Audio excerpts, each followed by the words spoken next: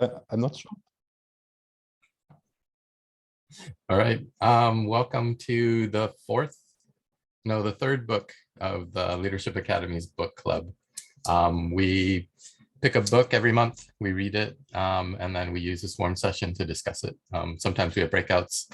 A couple of times we're the only breakout, so we were the main room. So if you weren't expecting this, you're in for some different kinds of stuff today. And if you are part of the book club and you've read the book, then welcome. That's awesome. Let me share my screen.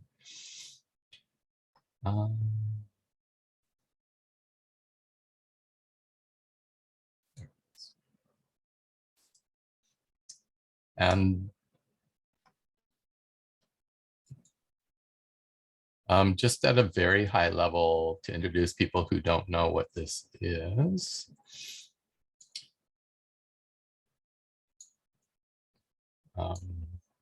The Leadership Academy Book Club is a Fund 6 funded proposal to form a book club to read 6 different books, generally picked by the community, people who are interested, and then we get together, discuss it.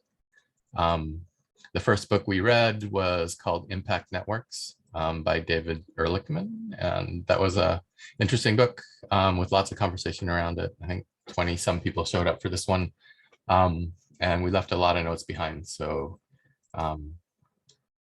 that's something you might want to catch up on. The video of the sessions are always here as well. Our second book was Thinking in Systems by Donella Meadows. And we did that over 2 swarm sessions, actually, because there is so much content here. So we did 2 different sessions on that. So the videos are here for that. And this went over systems thinking, which was really interesting, and talking about the different, what systems thinking is, what systems traps are and opportunities of that, around that, and then how can systems thinking be relevant in Catalyst. So that was an interesting conversation. And to contrast it, we decided this time to read a book on design thinking, which is different. So we picked a book called Design Thinking by Tim Brown, who is the CEO of IDEO, which is a pretty famous design firm that works on a whole range of products and initiatives and things. So we picked this book and we've been reading it for the past month or so. So we're here today to discuss it. Just as a quick check and point, if you've actually read the book, can you raise your hands? Still reading is half a hand, or? Yeah, still reading works. If you've gotten into it, you're reading. We have 1, 2, 3. Okay, that'll give me a good gauge of who's here for the first time, not knowing anything about the book, and who's actually read it. Thanks. And Nori, would you mind sharing this this link? Oh yeah, let me do that. I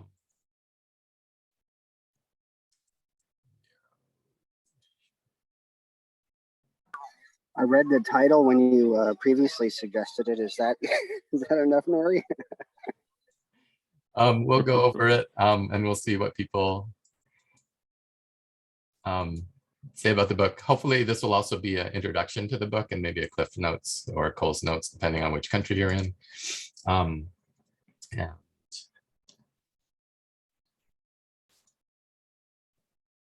You can get a high-level idea of what the book is about. Apologies, my computer's really slow right now. But let's kick it off. Maybe with the people who have read the book. What are your initial thoughts? What did you think? Thorsten, your hands up. I mean, I'm probably kind of 15-20% in, and the ideas are so dense, and there is so much I could take out of the first pages I've read. It's definitely worthwhile. I mean, kind of like the whole approach does resonate very much with some experience, but it's I've never read a book which is kind of pushing topics so concisely.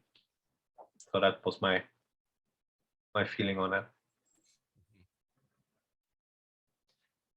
Myself, I went through it. It was really engaging. There were a lot of great ideas. It is an older book. It was written, I think, in 2009. And some of the examples that he puts up are like companies that have failed in the meantime.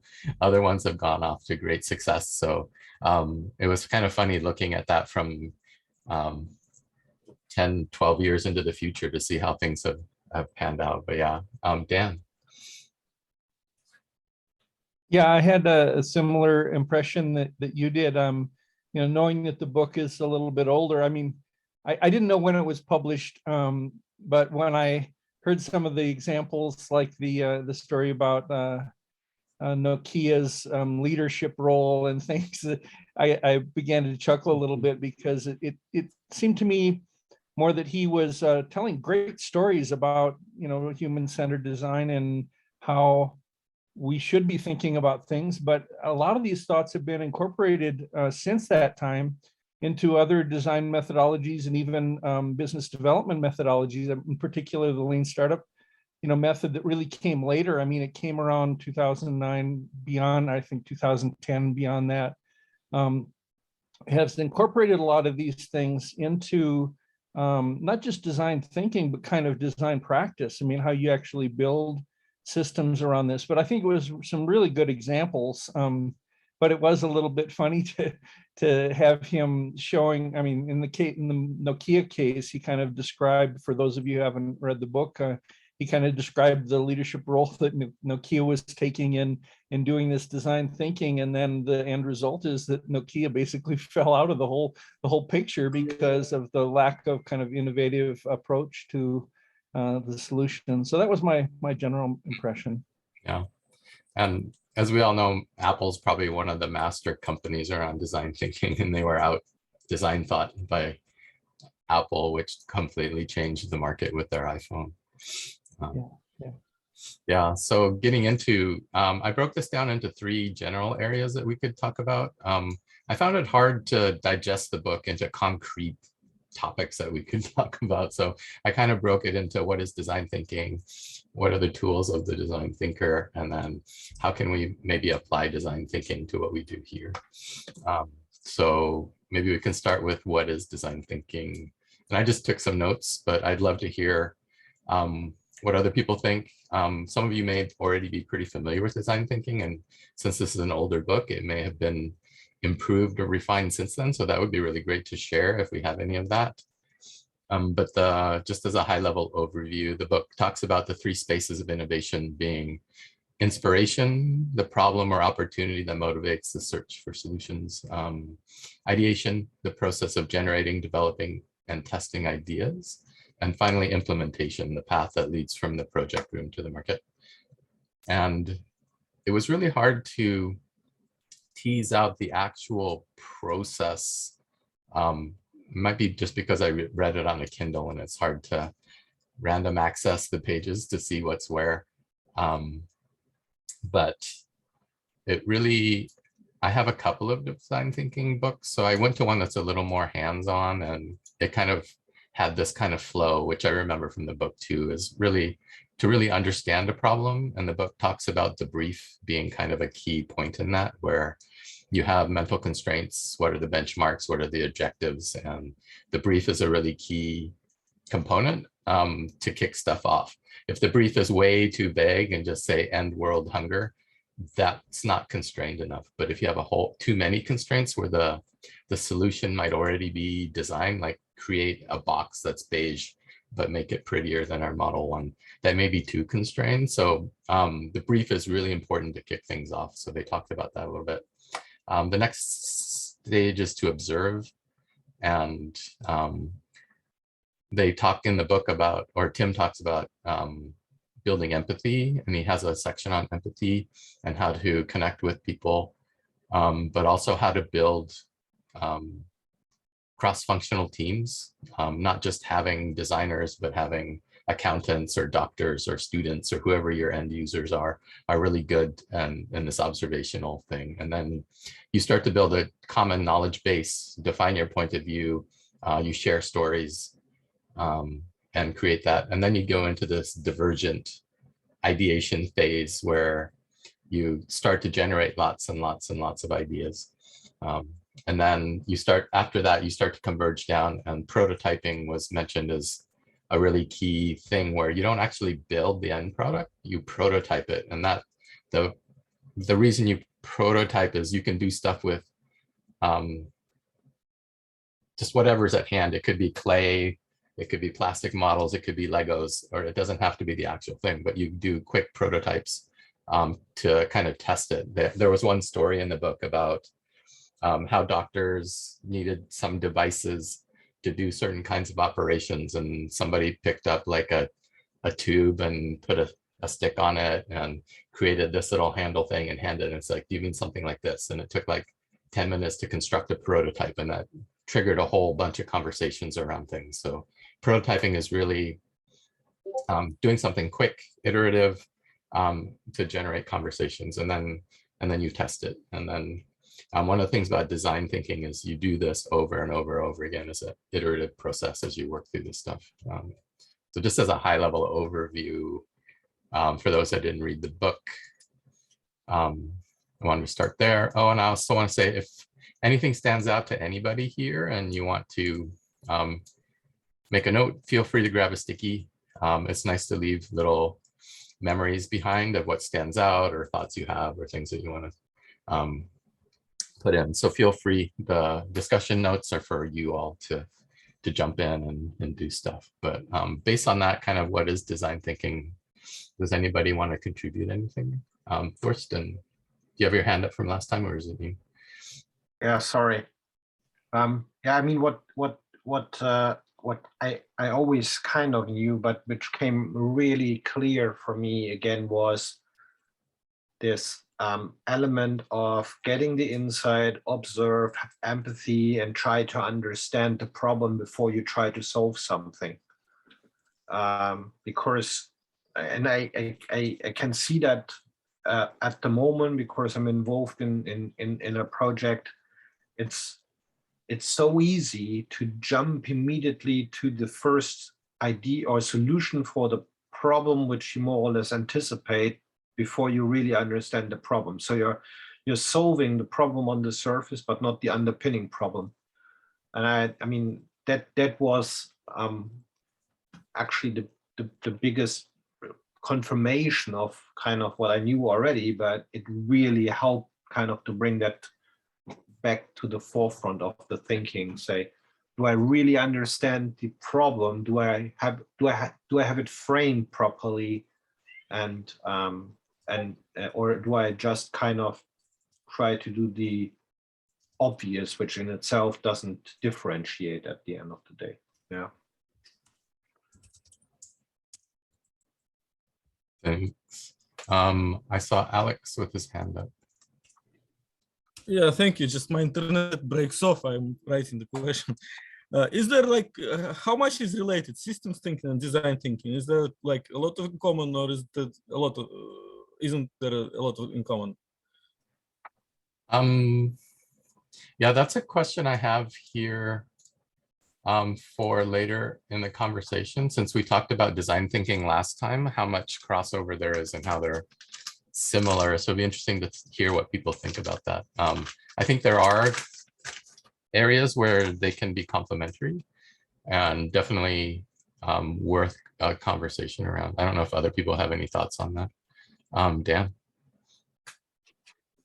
Yeah, well, I'd be interested in, I think this idea, this notion of design thinking and human-centered design and even systems thinking has kind of percolated into our consciousness in general. Any of those of us who have been around the space of product design and UX design in particular, there's kind of been a movement toward human-centered understanding and looking at empathy and all of these concepts that were displayed in the book.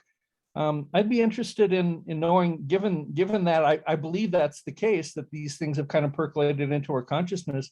Any of you who have been involved in the design space, I'd like to hear if you have any examples of your own kind of design thinking or projects that you could see some of these principles coming into it.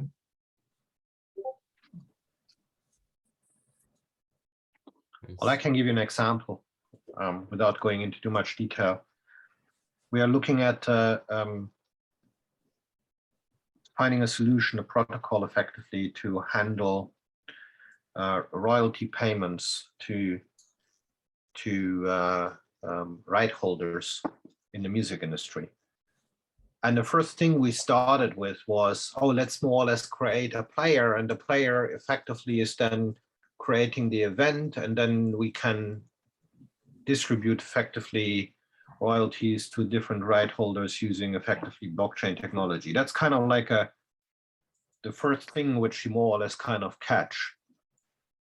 Due to the fact that we forced ourselves kind of to understand the complete chain, we now came up with other additional use cases which actually are solving the underpinning problem in a much better way, because actually it's not about a music player, it's about something totally different. But if you more or less kind of like jump into the solution quite clearly from, I recognize one problem and that one problem itself needs solution, yeah, then that's what you do. Now we are discussing totally different elements of this distribution element of royalties, and recognize that there are underpinningly a lot of additional problems which actually, once you solve them, are more advancing this whole industry than kind of providing just another player. So the player in itself is still required, but more or less moves more and more to the sideline at the moment. So that's where kind of this book also helped a lot, because that initiated actually kind of the discussions of, do we really understand where the problems are, and do we really understand the participating parties in this initially identified problem. Yeah, it's not just about the right holder and effectively a listener. There are a lot of participants in between, which make this whole system partially inefficient. And the longer we are going through this, the more solutions actually we are finding, and it's now not about a player anymore. Yeah, it moved totally, not totally away, but it moved quite a bit away from that. Thanks for the example, Thurston. Thanks for that example. That's yeah. Good. Harry, your hand's up. Hey, working out how to take the hand down is the hard bit. Right, here we go. Yeah, I read the book, or most of it, a very long time ago now, but it was really a question about, is it useful, where do you use it?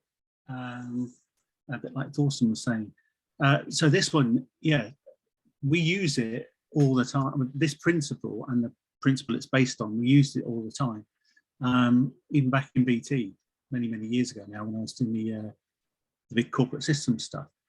So the first bit is, how does it tie in with systems? Well, at one level, in an innovation space, as you guys know, you used to have technology innovation that would run through a business, and that would become technology, then product, and then you would have to send it through the business and end up marketing it, and customers would want to buy it because it goes bing, and that's really nice. And then in the 80s, 90s, it all swung the other way around. So then suddenly you have, so that would be an MVP. Suddenly then in the 80s, 90s, you worry about what the customer wants, and you spin it around the other way and say, well, they want one of these, so you better invent one. And that's your minimum market segment or whatever. The important bit for us, though, where it ties to systems, was the other level of innovation that sits under that, is this business about a minimum viable system. And so that little dynamic between those three things has been really powerful, because once you understand it's about the technology and the product running normally as you would, the product, minimum viable product, but then also you need to go out and find what the customers want and what they need. And then you take it back to the middle and say, well, actually, customers didn't want a mobile phone because they thought it would be the size of a brick. Yeah. So they don't understand what it could be. So that loop of going through the design thinking to going to both sides and then understanding the system that you need to deliver it is really powerful. When we use it with businesses, and we've just been doing it, strangely enough, an hour or so ago, whenever we had the last coaching session. In that space, it's about understanding the process. So you're always on a process. And again, you guys know this, but the first bit of the process, how we would frame this design thinking, which is what we do. You start off with discovery. So you work out where you are with an internal audit and an external audit. Then you work out where you want to be. So that bit then is around defining. And then you design a solution and then you deliver it. And as you guys were saying, the important bit there is it's done from the market point of view as well, and your point of view. So it includes all the human stuff. And that's the brilliant bit about when they brought out this design thinking version for me, is it's the first time it really focuses on the people and the systems and the people systems. So that process of going through that round and again and again and again, really, really powerful. The scary one is, I don't know if you guys have read or been in contact with this one, but this is what the American military came up with during the Cold War and the end of the Cold War, and it was OODA. So OODA is observe, orientate, decide, and act. And the whole point of that in business is the person that, or the entity that runs that circle faster than the opposition wins.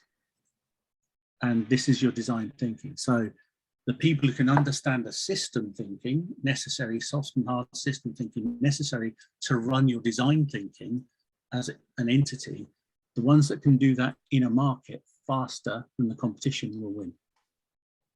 And so that was my learning with it. It's very powerful. Thanks, sir.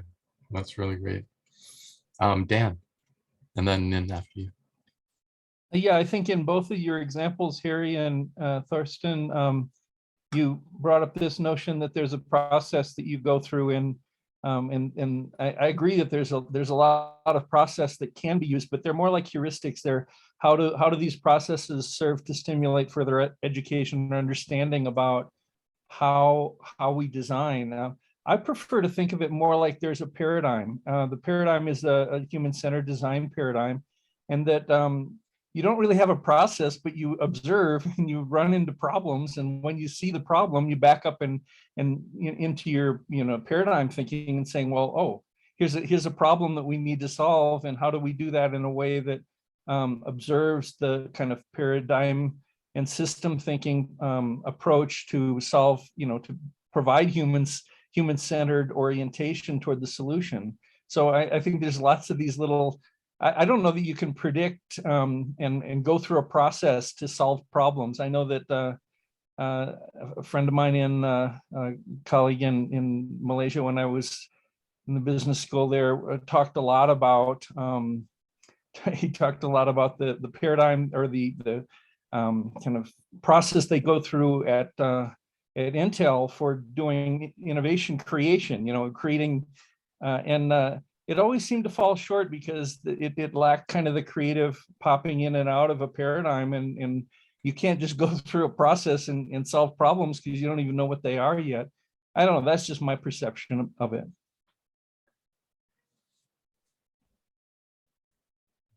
And then what's up? You're next.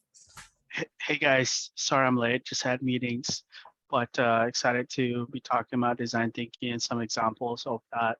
So I can give you like one example of no design thinking, right? Where in my last startup, I think when we just started building, we were building a job board pretty much. And we thought, oh, all these features where we would allow people to one click and apply to all the jobs that they would match, and pay people to review resumes instead of having hiring managers to review the resumes. And ultimately, we actually got a lot of people hired, but the product itself didn't succeed because the users, the customers that we were building it for, they actually didn't want it. They didn't have the pain point and the need. So, and then we pivoted like 2 or 3 times from a job board. We built like an application tracking system and candidate relationship management. And it all failed ultimately. And the reason why is because it's just, a couple of engineers sitting together and thinking, well, this hiring is such a huge problem. It sucks. And we've been very successful at hiring because they've like staffed their whole engineering department from like, one team to over 120 engineers. So we thought we knew everything until we started building and we realized we know nothing, right? So design thinking to me, and in the book, it started with observation and with the end user, like Dan said, right? Assume that you know nothing and see what happens. Even in YCOM, I forgot who wrote it, but the best ideas that entrepreneurs have come from just observing something that's unusual or something that's really painful, but not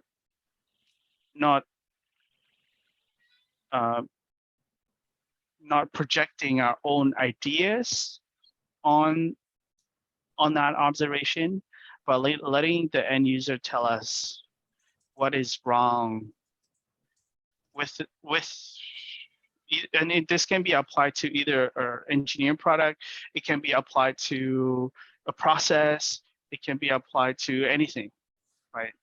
But asking them what would be a potential solution, coming up and prototyping, not even have to build stuff.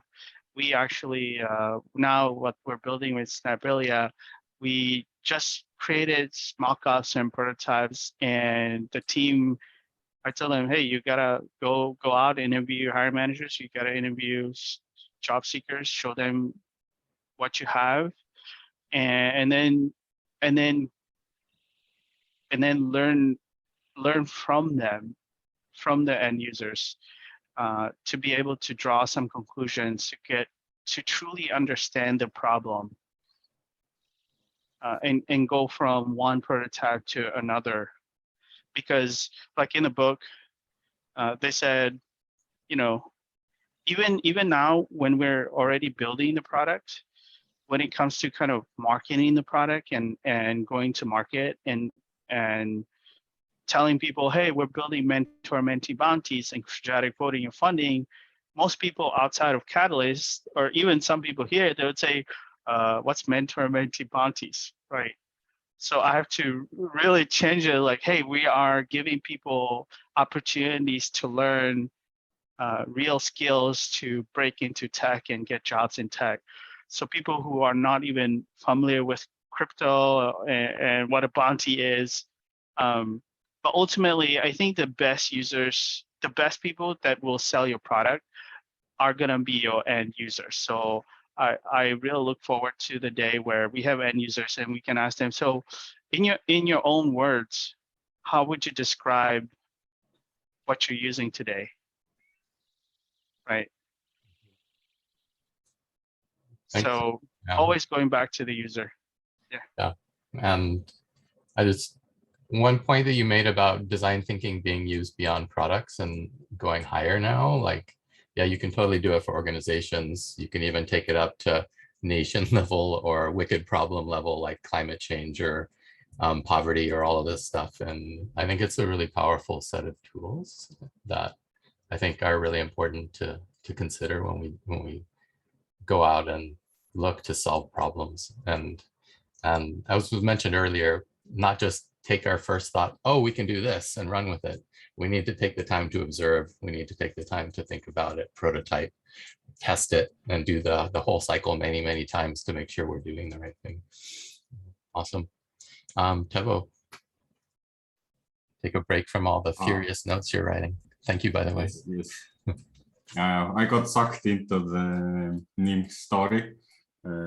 Yes, tragedy. What? Yeah. I haven't read the book, but I was thinking how much is design thinking related to strategy of how to basically prioritize and plan your thinking basically. and or they are the same thing. So that's what if those who read see similarities or the differences between that.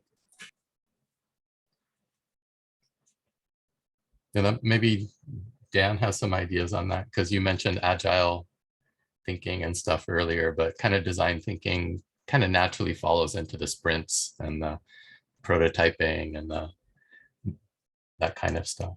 But I think of this design thinking as kind of the first stage in looking at a problem, and validation is the huge portion of it. The planning and strategizing and how you're going to execute is kind of the next stage. And it has to be cyclic, of course, because you execute in the wrong way, and you want to know quickly when you're making that kind of mistake. But this validation thing is huge. That's a huge part of what we're talking about in design thinking. I have a very interesting story. I lived in Santa Barbara for many years, and as a young man, we were noticing this guy, Rhys Duca, who was starting companies, like doing amazing things. He had started like $500 million businesses within 3 or 4 years. I mean, and we were always wondering what is going on here. And years passed. I got a chance to meet him and work with him a little bit, and just kind of understand that he's an incredibly innovative and creative thinker. But I went away, and many years later came back to Santa Barbara, and an attorney friend of mine invited me over, and he handed me Steve Blank's book. Steve Blank was the guy who started the Lean Startup methodology. And he says, Dan, you got to read this thing. This is amazing.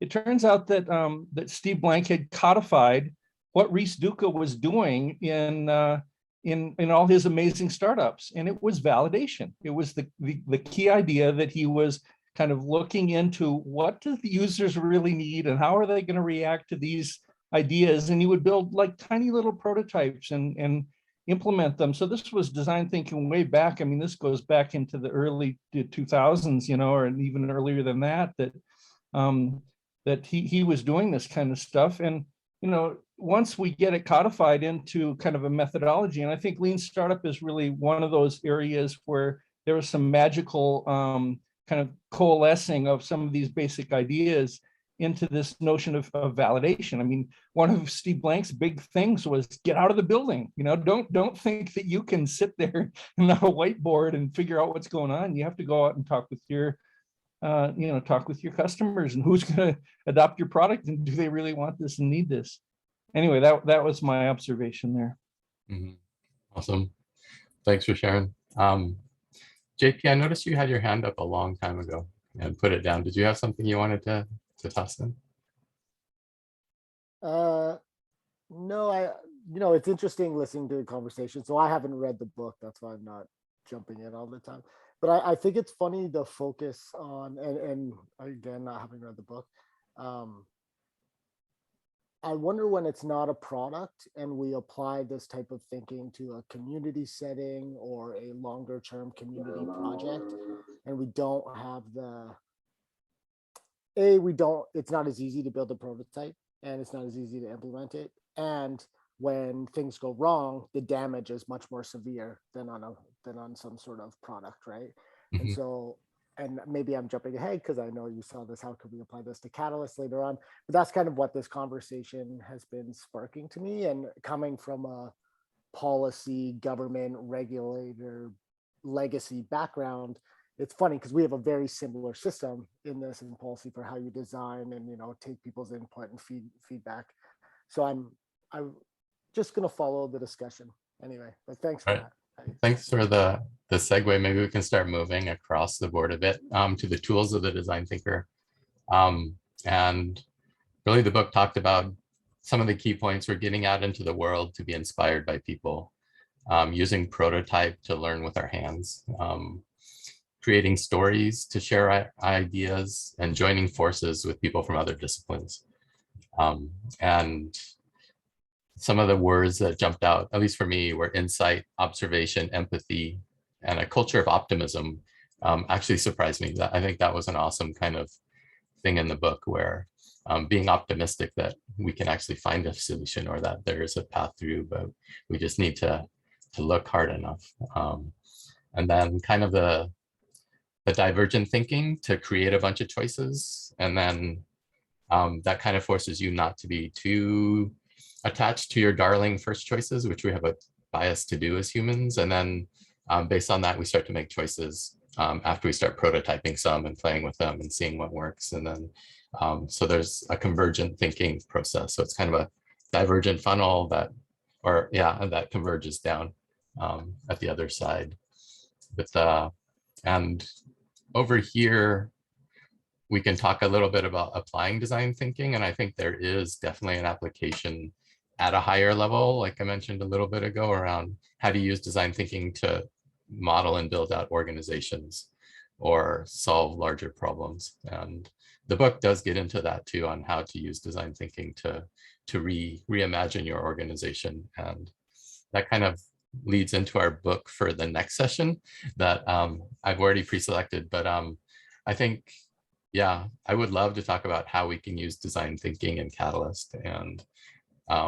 And it might be at a product level, but I think some of the more powerful applications will be, can we use it to redesign the whole proposal flow or the CA flow or any of these kind of things to make the whole process better?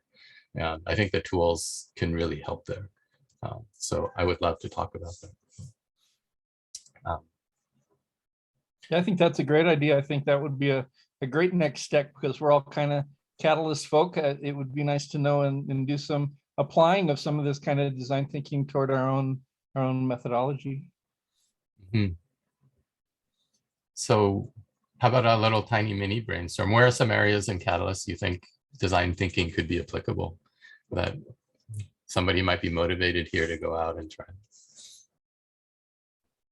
Alex, your hands up.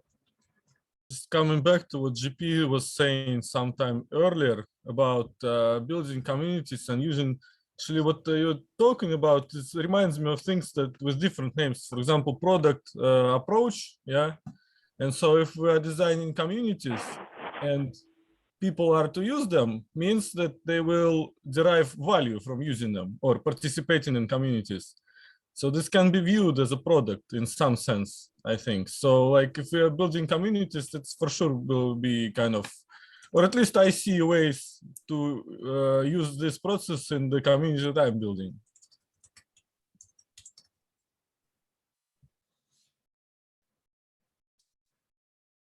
Thanks. And just to toss a question out there that JP brought up is, how do you prototype in community space? Like, and that might be an interesting conversation as well.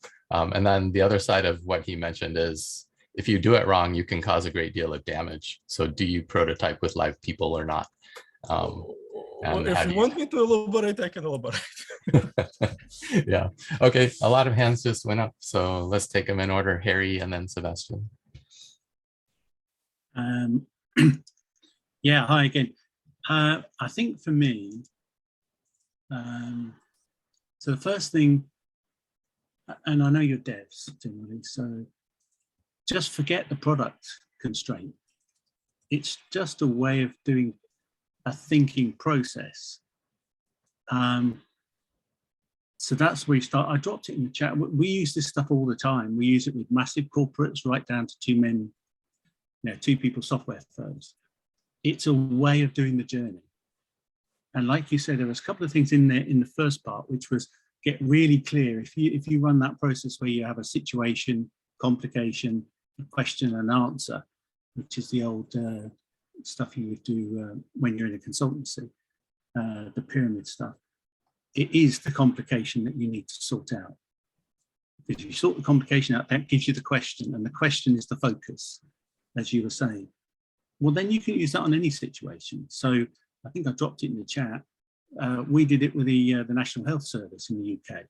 So I helped them redo the vision for the NHS. And that's a £70 billion budget there to play with. So that was quite big. And I just took them through the design thinking process. Now their product was sustainability. and how to become more sustainable. And so you just set what you understand as product if you want to do it that way. To do your community side, my answer there would be from what we do when we help build communities is you set it up.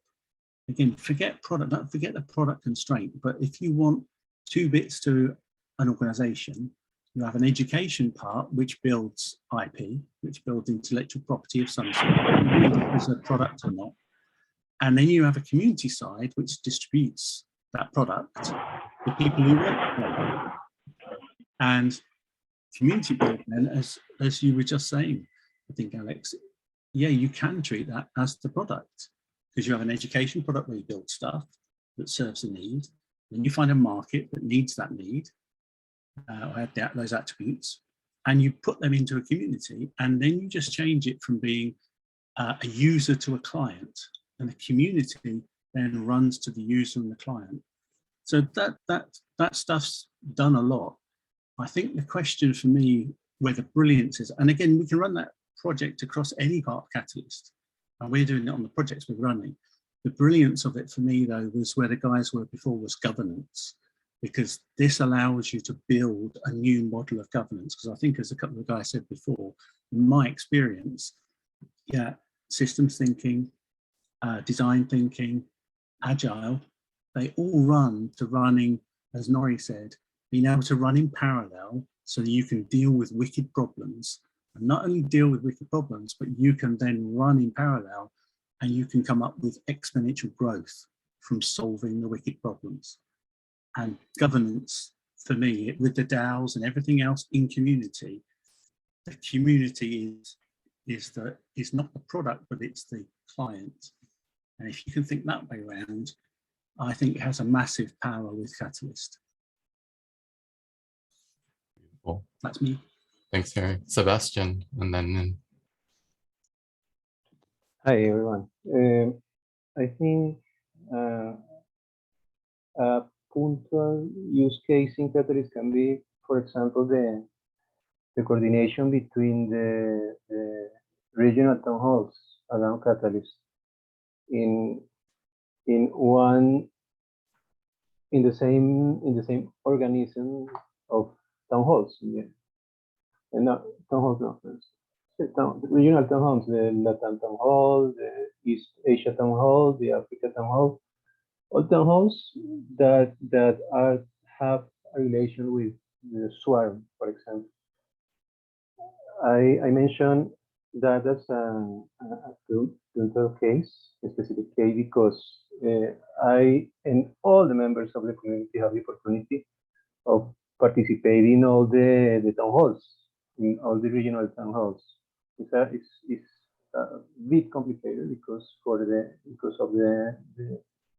the schedule and the time zones. But if you are a member interested in know all the cultures and the members around the Catholic community, you can assist to all the town halls of the swarm. I'm based on Colombia. I'm from Latin America, so my regional town hall is Latam, but I have the opportunity to assist to the African town hall and the East Asia town hall. I have friends in those regional town halls. I have partners. I have plans of make some projects. For example, NIN is here.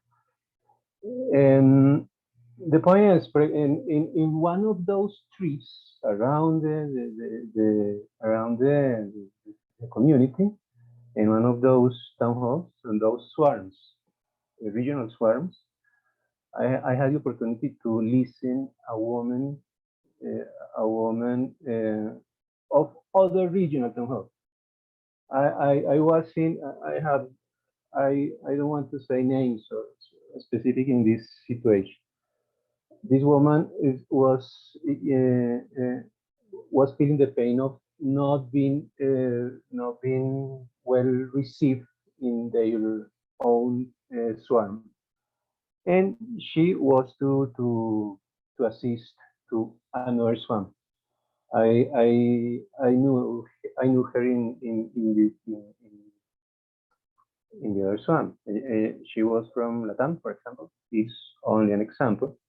She was from Latam, but she was assist to the, for example, this Asia town hall, because this Asia swan, because she feel more she was more comfortable in that town hall, and she feels that in her town, in her swarm, she wasn't the same opportunities for cultural and regional things in their continent.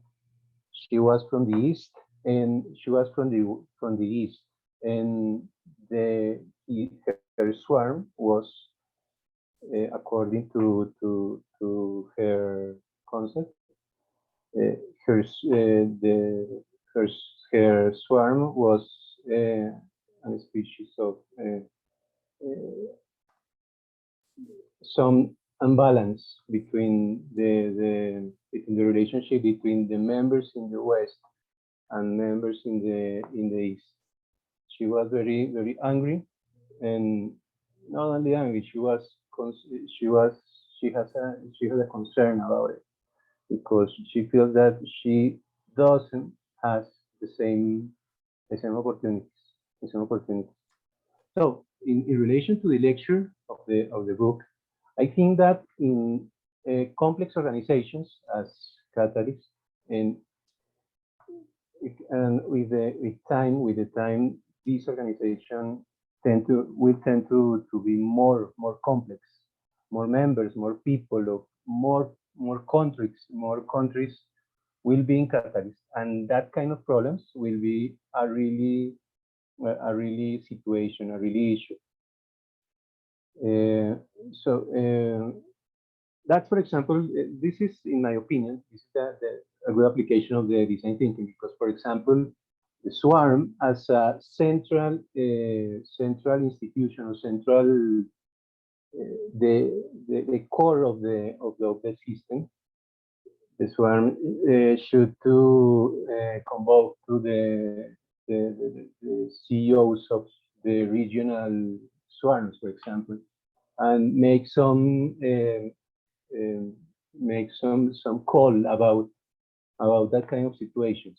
I don't know if I'm very clear, but it's a current problematic, and can be a bigger problem in the near future. Thank you. Thanks, Sebastian. Some really good. I wanted to talk there. I want to talk about the topic in outside of this framework, but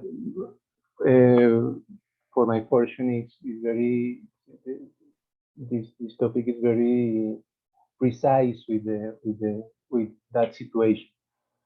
Thank you. Thank you. For my extension. Thank you. Thanks. Nin, and then Teva. Oh, awesome. So when with regards to catalyst, so for example, if we talk about, I don't know, one of the town halls, I think Danny or Chris shared the insight where most people are concerned about the whale effect on voting. And granted, the last fund was my first fund. I didn't know what the heck, that so many people cared, right? And really wanted to know. And even before that, I joined one of the swarm meetings where they talked about DREPs, and that's being rolled out, and then had now, right, and then I had a lot of observations with people talking about it, and how they talk about DREPs, how they talk about one IDEO, one vote, and also outside of Cardano, right? Because Cardano, although it's a great bubble, it is a bubble, right? There is a world outside of Cardano, and what people think about the different governance models, whether it's one person, one vote, or whether it's one ADA, one vote. And to be able to empathize with people and understand where they're coming from after seeing the Fund 8 results, right? I had no idea that there's such a huge and profound impact. You know, people like Megan and other community members that were telling me, hey, Nate, it's like you have to have at least 150,000 ADA for your vote to come. Like, no, I don't believe that, right? That may be average, but, and then I saw the results and like, wow, there are proposals that got funded that are lower, that have really low CA score ratings. And some of them take 20 to 30% of the whole challenge setting. And there are proposals that are really well rated, but they maybe have 2 to 3 times even the amount of voters and wallets voted, but they don't get funded, right? And hear both sides. It's important to empathize with both sides, right? To talk to directly with the IO folks, the people, Cardano Foundation people. We heard from the DRFs, talked to Jeremy from Cardano Foundation. He's like, yeah, you know, one ADA, one vote, the 500 ADA limit is just there to prevent Sybil attacks, right? Because, you know, otherwise you can just duplicate wallets and so on, right? But they are trying to, and understanding, like they also see the disparity of voting, and they see it, like anyone can see it, just look at the results, right? But in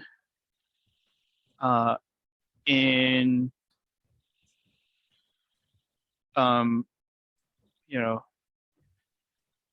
kind of their type of prototyping is writing research papers, right? That's how they prototype for governance. So to really, and that, you know, there's 2 words in design thinking. The second word after design is thinking. So there's a lot of thinking, kind of jumping out of Catalyst a little bit. So for example, for us, we're building the mentor-mentee stuff, and we're designing right now, thinking about how mentors and mentees and all the teams get created. And we designed the whole thing. We have the whole UX flow. And then one day we thought, well, what if the project and the bounty is so hard that you know, we'll never have 6 people join a team. So we'll never have a full team. So that the team will never start working, right? And there's always something new that will come up, always new insights and observation. Because at this point, pre-launch, but after we launch, right, we should expect to have more revelations and more information, and to be able to change. The prototypes are super important to be able to validate and peer review. That's why Cardano, we have peer-reviewed research papers and CIPs, right? And then to be able to get out of our own bubble, the Cardano world, and go to consensus or other places where industry leaders and workers and others are there, that they have different experiences. They have experienced deliberative democracy, they have experienced quadratic voting, they have experienced one token, one vote, right? And hear from what are their insights, how they were able to solve for it, how did they tackle quadratic Sybil resistance and attacks. Yeah, reach out. And Nori, Divergent Thinking, I love the idea of not always getting your first idea and thought, right? And controlling for that bias, because yeah, there's a lot of thinking involved, and it's okay to say I'm wrong, because none of us have all the information or the knowledge. I think that's a really, really great point. And yeah, I think there's that bias. I forget what it's called, but humans have a bias to really favor their first ideas and they're kind of our darlings, and we have to be willing to let go of them and open up and think of other options. Yeah, Dan, and then Zoe. Yeah, no, that's a very interesting example of this idea of choosing your own ideas and going with one idea. Harry, you brought up working with the health ministry in the UK. I did a similar project in Malaysia to help develop a medical data sharing system for the medical or for the health services there. And we used an idea, Spigot Innovation, or Spigot was an ideation management platform that was available at the time. This was back in like 2009 or 10, I guess. Oh no, it was later, a little later than that. Anyway, the point is that that we were trying to use this innovation management platform to gather ideas from the health ministry about what could we do to help create this system. And what we got was a lot of great ideas, but there was no cohesion. There was nothing that kind of brought them all together. And this is where design thinking is important. Individuals and teams and small teams can usually, successfully execute design thinking and putting things together if you have a kind of a cohesive group.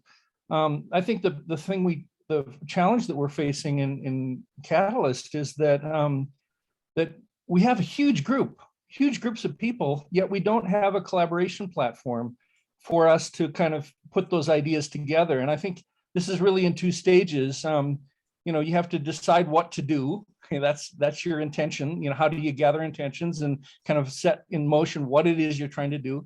And then there's doing what you decide, right? There's deciding and then doing what you decide. There are two different things. I think this deciding what to do is based upon the knowledge in the group. And so it should be one person, one brain, one vote, but for the execution part, that's where you get weighted voting, because then you can execute faster. But deciding what to do seems to me this is about governance again, but I guess this is all what I'm excited about, because I'll be even proposing some things in this next round around a collaboration platform, and also a collaboration platform to help kind of gather those intentions and to create this kind of joint execution, which I don't think has ever been done before. We really need to work on the designing of that group think kind of thing. But also, I think it's important to have this kind of design thinking paradigm. And so I think there's a kind of a paradigm approach. I've been working with a colleague on a thing we call the person-planet process, or person-planet paradigm. And this is a way of thinking. It's nothing new. It's just distillation of a lot of thinking, but it helps to kind of guide a group together into kind of organizing themselves a little more collectively. Anyway, this is a big challenge in Catalyst, and I think we need this kind of collaborative platform before we present projects to Catalyst, because the groupthink, I think, is a lot more powerful than the individuals that could build a small team and make it go. Those are my thoughts. Thanks, Dan. Yeah, reminds me of a quote from the book that stood out was, all of us are smarter than any one of us. So finding a way to combine all of our thousands of brains together should create some amazing results. Zoe, you're up next, and then Kevin. Yeah, I also just wanted to rant about not having a one platform and stuff. And just that I kind of feel like that is really needed. And also it's very difficult, because as we need it, the more we collect other tools, and it's kind of fascinating to witness. But if anyone will be working on such a platform, yeah, I'd love to help thinking about it and creating. Cool, thanks. Just before we move to Tevo, I created a section over here. What resources do you want to share about design thinking? So I know there's a lot of people here who have experience with design thinking. So if you have any books that you love, articles, resources, I threw one in here called the Design Thinking Playbook. I've been reading that. The book we read kind of goes through the theory and the idea of design thinking, but this one actually gives you concrete exercises, pathways, and things to do. So that's a way to dive deeper. If you have any that you love and work with and think are really great, please drop them here as we're having our conversation. All right, Tevo. One last remark for Zoe, as I think everyone, including you, everybody is already part of creating that amazing dream platform we are looking for, but it will take time. And as I would say that we already, everybody has some kind of design thinking or the projects or the things we want to know and do. They all are related somewhat with the end goal. But I think so it's hard to kind of say what is the actual plan. But what I would love to say is that I think you vote or you are present with your presence. So you being here is already showing somewhat the design thinking and the direction where we're going. And I think one thing we could maybe help with each other is that to align these projects we are doing. So I see, like, I kind of know a lot of what you are doing, but for example, Grandano, I don't know, something grand, but yeah, so to have that alignment, I think these relations should be somehow be shared, visualized, and documented, and that would help us to create that kind of body. And maybe we never reach to this one great platform, but we reach to this consensus where we would know where to go when we want to know what somebody's doing, what his purpose is, or where this is going to lead when I'm going to work with them. Or just not even work, maybe just chill out or hang. That would be amazing. Curtis, and then Nin. So yeah, this is kind of a response to Dan. I agree. I have shared the same perception myself. I worked on a COVID Notify, was part of a team that developed and deployed a COVID Notify application. And the governor of California went out and showcased the application. It was meant to collect all of the COVID metrics from the hospitals and clinics and gather all the information, centralize it into a database and release it, make it public so that any third party or hospitals can grab it and create statistics based off of it. He went, on the news and showcased it for weeks before its release. So we deployed 5,000 VMs in AWS to support the expected demand that we were going to get hit with.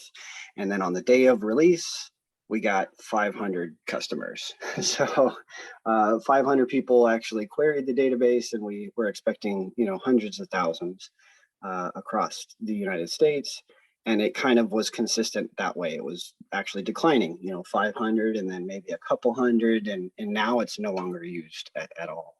So there is a discrepancy between the use case and the demand for a product. And it might have been a design issue, but it really is getting to know your audience. And I think in Catalyst, it's been more on the successful side because a lot of the participants early on have been developers, entrepreneurs, participants, people interested in governance. But as this expands, we're going to get a much broader scope within the audience. And I think if we can leverage our citizen developers, people who might not be techie developers, but do get into the weeds a bit. That would be a great opportunity to leverage them for such a collaboration type of project. People who can participate, but they're not natively technical people. They can contribute to what should it look like, how should the process, integrate collaboration between different communities. And similar to what Nin said as well, lots of other ecosystems are approaching the same problem. So how can we not completely reinvent the wheel and just take some of their contributions and enhance our own process? Mm-hmm. Really great points. And yeah, I really love the diversity of involvement too. I think that was one of the things that came out of the book really strongly for me, is how powerful it is to have multiple viewpoints present. IDEO talks about hiring physicists, doctors, neuroscientists, and accountants, and not just designers to do some of their stuff. So it's interesting. Nin and Tevo. Yeah, I want to echo what Curtis said. It is extremely important to validate with users, right? Because we can sit on our soapbox and think of the most amazing solution to any problem, whether it's voting or how to improve the CA process, blah blah blah. But I'm just quite glad that Nadia and the team, they're doing it after town hall, right? They're actually actively involving the community and people who are the CAs themselves, voters themselves, to really get feedback. Hey, this is potential solution that we're thinking about. What do you guys think? Because they will be the end users, ultimately the people who will be handed down the policy, the program, decision, product, whatever it is, right? So for us, it's also a risk at this time. I need to go out there and validate. Obviously, we got funded in Fund 8, so at least 2,000 people voted for it. So there's some validation, but I don't know who those 2,000 people are. I mean, maybe a lot of people are here, but the truth is we need continual feedback and continual testing on what we're building, right? Kind of like rapid prototyping that was mentioned in the book a couple times. Thanks for joining. And so that, when you launch, you don't have just 500 people. I don't know what the governor did, but maybe he was just, saying more than listening, right? And that takes away from the observation. So yeah, listening and learning continually and adjusting is a huge piece. Seeking feedback, huge piece. That's why, when I started writing the proposal, I went to Thibault's Catalyst School. Was it mini workshop? Right. And he just told me, no, I don't think that's a problem. I'm like, okay, let's go. Right. That's important. And it's continually important to have people tell you, no, this is not the right way, so that we can find out what is the right way, right? Yeah. One of the last pieces of the design thinking process is to test, and really, if you're doing it in an agile way, bring in 10 people to test, and then 50, and then 100, and slowly ramp up the numbers as you test and get feedback from people. That way you don't do a big bang launch that completely fails. You've tested it and refined it as you go. And I think that's part of the process too, is that iterative process. Start small and ramp up as you get more and more clarity on things. Awesome. Tevo, and then Felix.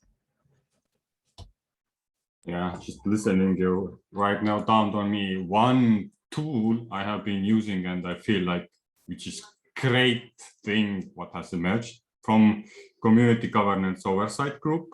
Stephen created a proposal. Don't know how much you are aware of that, but there was one working group where we try to figure out how to sense problems and looked the catalyst circle lenses, how they like bring up the tasks, or not tasks, but the board stickies or Kanban boards.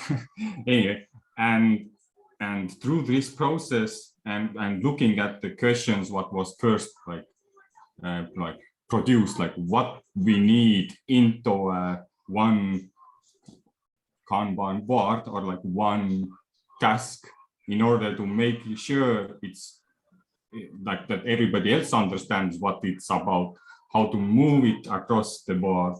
And so it means that it should be done at some point and how it is, and then how to kind of know that it's valid, like that it went well through the system, like with the value, or like creating value or deriving value from that. And I think like that is a tool we could also perhaps use. And I've also put it into another spin on that, where creating the teamwork tasks now. Trying to use the same logic to when we create a task or give a purpose for somebody to take a bounty, why he's doing it, what is the current state and what is expected state. How could you measure what you've done? And giving like these few simple questions, it's a bit hard to kind of at first to go into and like answer them. It's like, oh, now I have to, in order to create the task, I have to spend time because you have to think. But once it's out there and you have thought through that, I mean, it's to me, it feels like, whoa, that's so obvious. How did we took like 2 years to reach to that point? And because it does give that continuation value for a week later, 2 weeks later, when you come back to task and you see it in a different stage and you look at the why, the expectations, the measurements, you already know how to move it forward. And giving that, using questions to define the direction is the tools which I think we ought to be seeking. Thanks, Timo. Felix, you had your hand up. Did you want to say something? No, then go for it. I just wanted to mention that I posted on the chat here and also in the Miro board a image and the link to our kind of a design thinking paradigm that we'd like to apply in the Catalyst collaboration platform. I just appreciate getting any feedback from anyone about it if they care to look at it. All right. Thanks, Dan. We'll definitely take a look. And that's bringing us to our 90-minute-ish mark. So I want to kind of close it up here. Thanks, everybody, for the great conversation.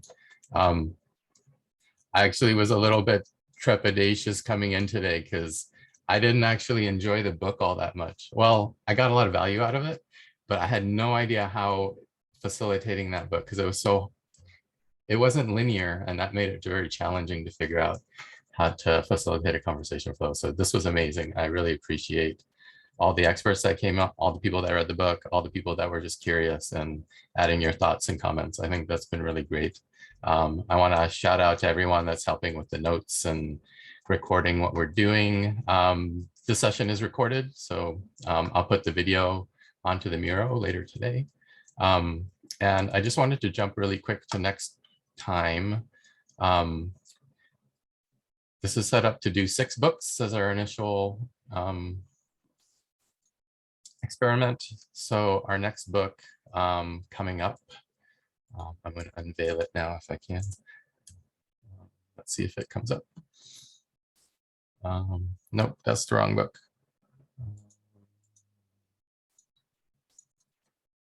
Let me bring that in here.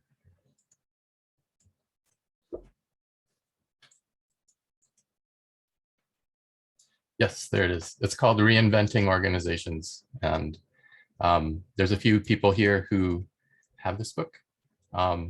And others may not be completely aware what it is, but it's a book that really goes into a different way of looking at and reimagining organizations and how they might work. And I think it'll be a hopeful book that we can look at to kind of think about stuff. I'm just going to share the website right here. It's called Reinventing Organizations. And you can read about it here a little bit. One of the nice things, especially for this book club, is if you go to purchase, you can buy it normally through Amazon, wherever you buy your books. But they also have a pay what feels right option. So on the pay what feels right, there are 2 download links right here, and you can just download the book and read it. And then whatever value you felt it delivered, you can donate through PayPal. So this will give everybody a chance to read the book without having to purchase it if you don't have it already or you don't want to purchase it. And then just to guide people, there are 2 versions of this book right now. One's the original book. It's like 350 pages. It's really big and dense. And then there is a smaller illustrated version that just goes over the highest level concepts and not into a lot of depth, but it covers most of the stuff in there, and they have nice pictures, and it goes through all the concepts. So pick whichever one you think you will be able to read over the next 3 weeks. And we're going to reconvene the last weekend of this month. So we're going to do 2 this month, but in 1, 2, 3 weeks on the 25th, we'll do 1 more of these, because I'm taking off for the month of July on vacation. I want to make sure that we have a chance to talk about this book because I think it's a pretty cool book. So definitely check it out. Look forward to the conversations on this one. And then Nori, there seems to be several versions or several books with that same name. Is there an author on this one? I can't see it on your screen. Yeah, it's Frederick Laloux. Yeah, okay, good. Thank you. Yep. All right. Thanks, anybody. Any closing comments before we call it a day here? It's June 25th, right? Yeah, June 25th. We'll do Thank you very much. this book. Yeah. And I'll post it onto the book club on Discord on both the Catalyst server, Catalyst School. And if you're not on it yet, we also have a Telegram channel where we talk about the book as we're reading it. So you can join the Can live you post the links to that? Yeah, let me post a link to the Telegram group. Okay. And bring that up.